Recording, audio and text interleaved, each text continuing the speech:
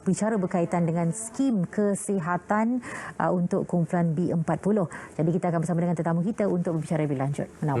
Tapi terlebih dahulu kita ingin war-warkan kepada anda untuk terus mematuhi SOP dan juga bagaimana kepentingan vaksinasi ini memberi impak yang cukup positif kepada kita semua dalam kita keluar daripada kemelut pandemik COVID-19. Dalam kita meneliti perhatian kepada pandemik COVID-19 ini, masih ada kelompok-kelompok penyakit yang perlu kita juga berikan perhatian. Dalam itu kita membicarakan berkenaan skim kesihatan peka B40.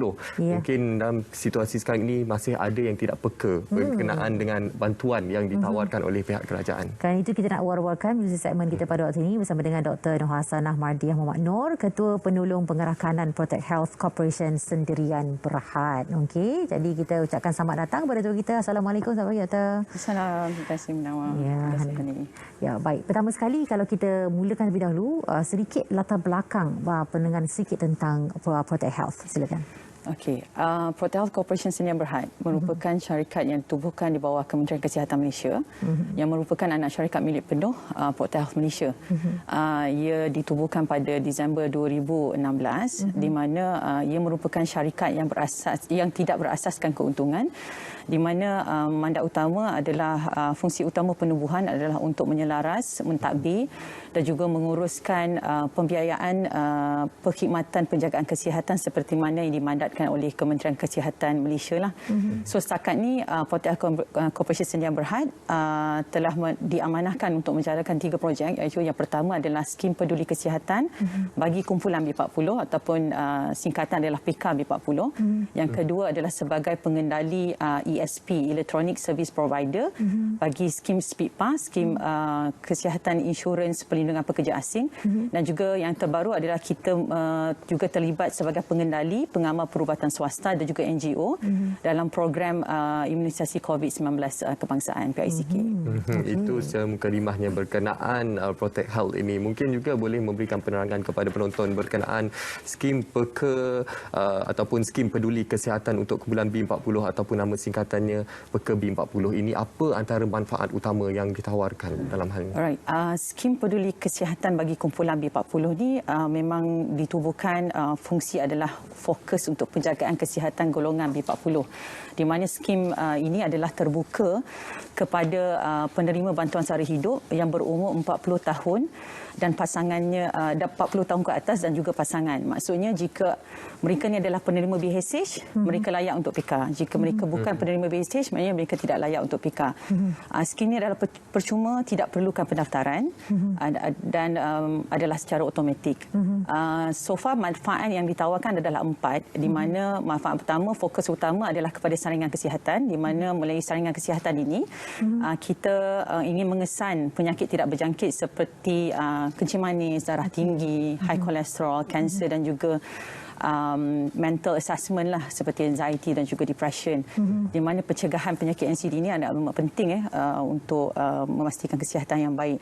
Skim ini juga menawarkan 3 manfaat yang lain, iaitu manfaat kedua, bantuan alat perubatan, di mana penerima akan boleh menerima sebanyak RM20,000 seumur hidup untuk bantuan alat perubatan. Dan yang ketiga adalah insentif melengkapkan rawatan kanser, di mana jika penerima didiagnos memiliki kanser layak menerima RM1,000.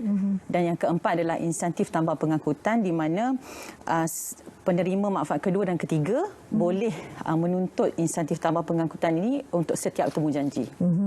Dan difahamkan ia spesifik untuk golongan yang tertentu saja. Kita ingin tahu juga mengapa agaknya skim ini hanya melibatkan kumpulan B40 yang berumur 40 tahun dan ke atas saja. Okey. Skim ini dimulakan sebagai projek perintis dan of course akan dilaksanakan secara berperingkat lah. Tetapi berdasarkan kajian yang kita buat, lebih ramai kumpulan B40 yang menghidapi penyakit tidak berjangkit ni compared to M20 atau T20. Dan kenapa peringkat umur 40? Sebab daripada kajian yang kita buat, bebanan penyakit NCD ni, penyakit tidak berjangkit ni, lebih kepada kumpulan B40 berbanding kumpulan T20 ataupun M40 lah. Tapi of course whether nak kita perluaskan kepada peringkat umur yang lain ataupun kumpulan yang lain, kita perlu memastikan keberkesanan program ini dulu dan juga berdasarkan peruntukan keuangan daripada kerajaan lah. lah. Dan kita melihat situasi semasa sekarang ini, kita masih lagi berdepan dengan pandemik COVID-19. Jadi bagaimana pula dari segi pengoperasian Peka B40 ini? Adakah ianya masih berjalan seperti biasa dan adakah pesakit ini perlu membuat temujanji terlebih dahulu? Okey. Doktor. Sejak pandemik COVID-19, PK B40 tidak pernah berhenti. Perkhidmatan tetap diteruskan. Tapi of course bila bermula wabak COVID, penekanan kepada SOP perlu dipatuhilah, maksudnya apa yang disarankan oleh kerajaan. Maksudnya di mana-mana premis kesihatan ataupun hospital, penerima manfaat perlu mematuhi SOP untuk pengambilan suhu, hand sanitizer, and especially the penjarakan sosial lah. Tapi dengan situasi COVID yang kita ada ni, kita pun tahu dengan orang kata limitasi pergerakan, kita banyak duduk di rumah, ataupun golongan B40 ini juga terjejas sumber pendapatan. So kita tahu dengan tahap orang kata stres mereka di rumah, dan pada masa yang sama penambahan berat badan sepanjang COVID ini juga memberi kesan kepada tahap kesihatan, dan ini membawa kepada orang kata lead kepada penyakit tidak berjangkit. Jadi kita memang tetap menggalakkan untuk membuat saringan, sebab pencegahan awal dapat dirawat dengan pengesanan awal dapat dirawat dengan awal dan mengelakkan komplikasi. Seperti contoh, mungkin kita tidak tahu kita ada diabetik, bila kita cek kita ada diabetik, tapi mungkin dengan pengesanan awal dapat dirawat awal penyakit itu, dan pada masa sama kalau kita compliance, orang kata patuhi dengan nasihat doktor, mungkin kita boleh avoid, maksudnya mengelakkan komplikasi kegagalan buah pinggang daripada untuk mendapatkan dialisis. Okey, dan kita ingin tahu juga semenjak PKM B40 ini dilaksanakan, sejauh mana sebenarnya skim ini telah berjaya untuk membantu kumpulan sasaran ini? Okey, setakat 2 tahun lebih PK B40 dijalankan, kita berjaya membantu golongan B40 melalui kesemua manfaat yang kita tawarkanlah, sama ada manfaat 1, 2, 3 ataupun 4.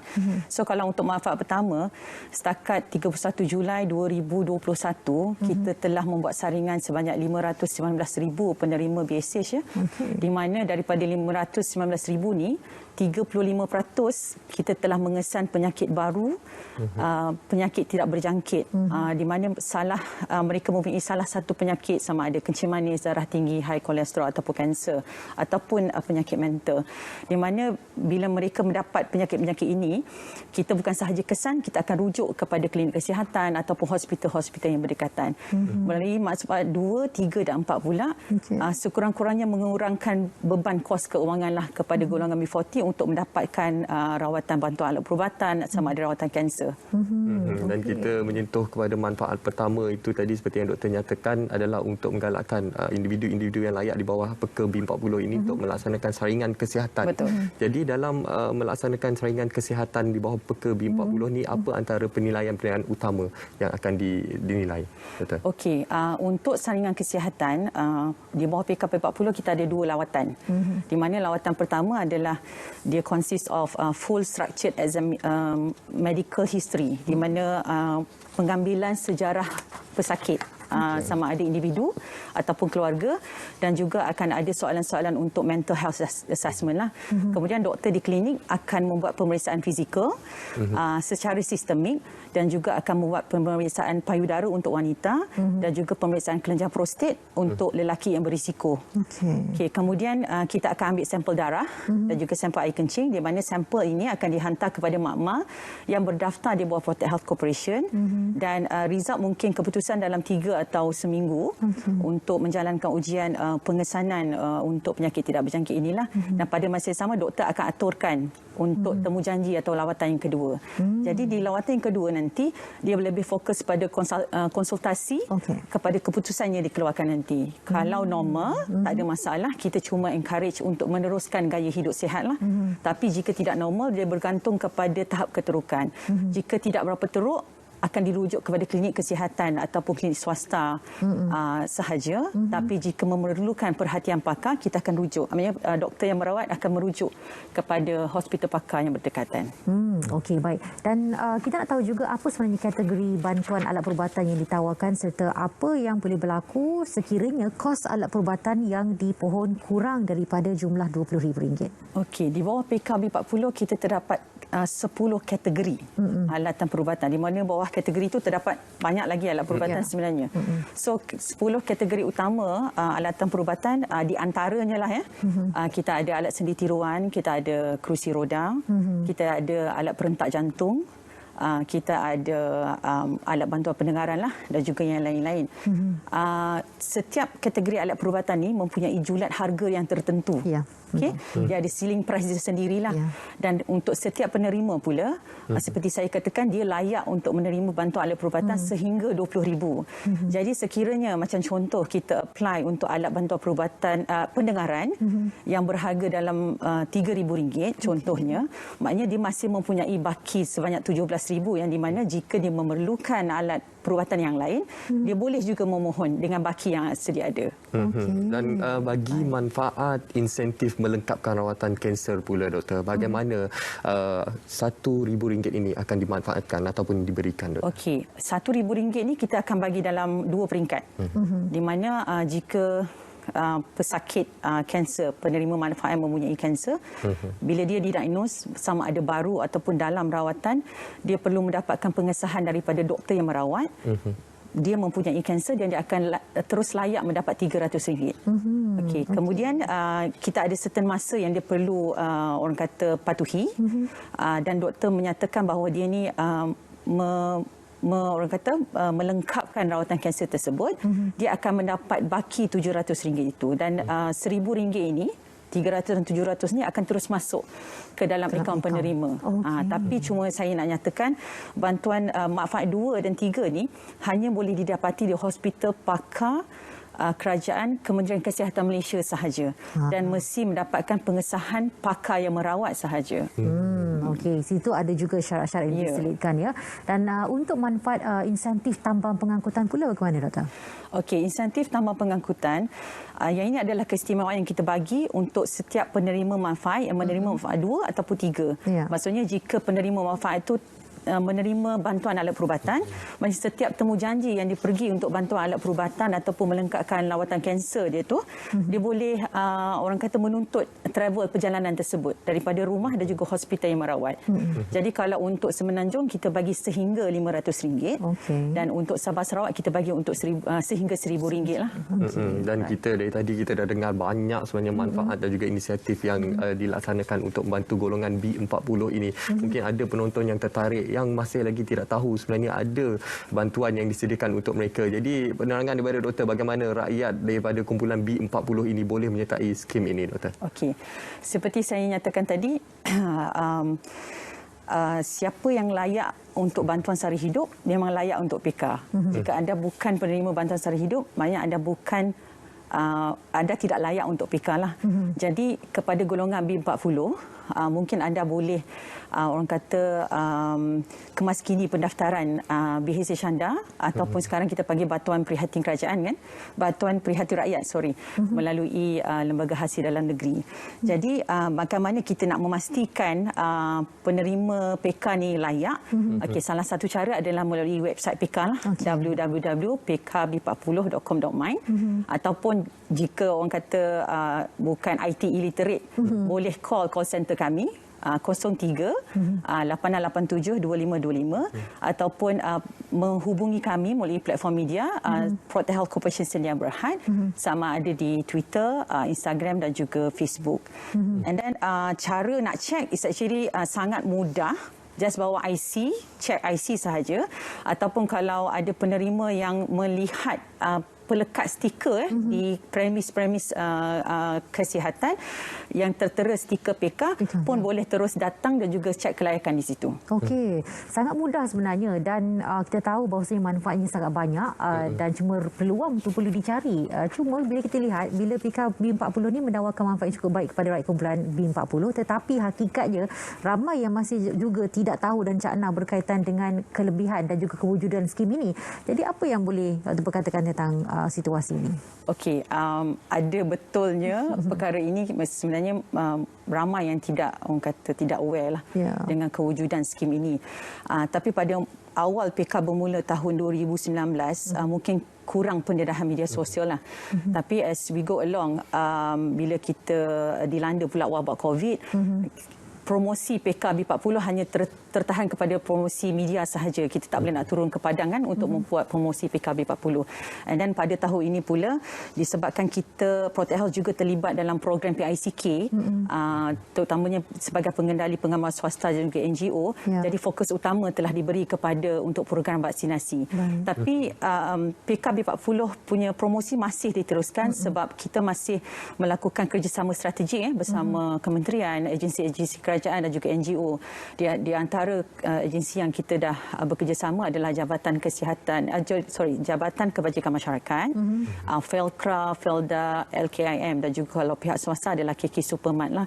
Dan kita masih terus mencari platform yang berkesan dengan organisasi ini, dan pada masa yang sama kami juga memohon sokongan pihak media untuk mempromosikan skim ini sebab ini adalah agenda nasional yang dipromosikan oleh kerajaan. Seperti yang doktor nyatakan tadi, PKB40 ini merupakan agenda nasional demi menjaga kebajikan dan juga kesejahteraan rakyat, khususnya kumpulan B40. Mungkin dalam ruang terakhir ini doktor, ada pesanan yang doktor ingin sampaikan kepada penonton Selamat Pagi Malaysia, khususnya bagi mereka yang layak untuk menerima manfaat-manfaat daripada PKB40 ini. Okey. Bagi penonton setia ataupun rakyat Malaysia yang sedang menonton Selamat Pagi Malaysia, saya sebagai wakil Protect Health Corporation Sdn Bhd ingin menyeru kepada anda semua untuk mempromosikan skim ini terhadap keluarga sendiri, sama ada ibu bapa anda, kepada kawan-kawan, kepada jiran tetangga, dan jika adalah anda ketua komuniti di tempat anda, boleh mempromosikan skim ini. Dan kepada yang layak, kepada PKB40, boleh cepat menjalankan saringan kesihatan kerana pengesanan penyakit NCD ini adalah sangat penting. Dan kepada pengamal perubatan swasta yang tidak orang kata menjadi panel PKB40 lagi, boleh mengambil peluang dengan mendaftar menjadi panel PKB40 kerana penyertaan adalah percuma. Okey, ini ruangnya. Anda boleh layari laman sesawang yang tertera www.pkb40.com.my, di www.protecthealth.com.my. Ada talian hotline boleh anda hubungi 03-8687-2525, serta di Facebook, Instagram dan juga Twitter Protect Health Corporation. Okey, dapatkan segala informasi yang ada khusus bagi mereka yang berada dalam kumpulan B40 yang berumur 40 tahun dan ke atas. Jadi kalau yang anak-anak, boleh tolong tengokkan juga untuk ibu bapa anda pastinya. Okey, baik, apa pun kami ucapkan banyak-banyak terima kasih kepada Dr. Nur Hasanah Mardiah Muhammad Noor, Ketua Penolong Pengerakanan Protect Health Corporation Sdn Bhd, bersama kami pada waktu ini untuk berkongsi tentang skim kesihatan PKB40 ini. Terima kasih sekali lagi, Doktor. Terima kasih, Hani. Terima kasih, doktor.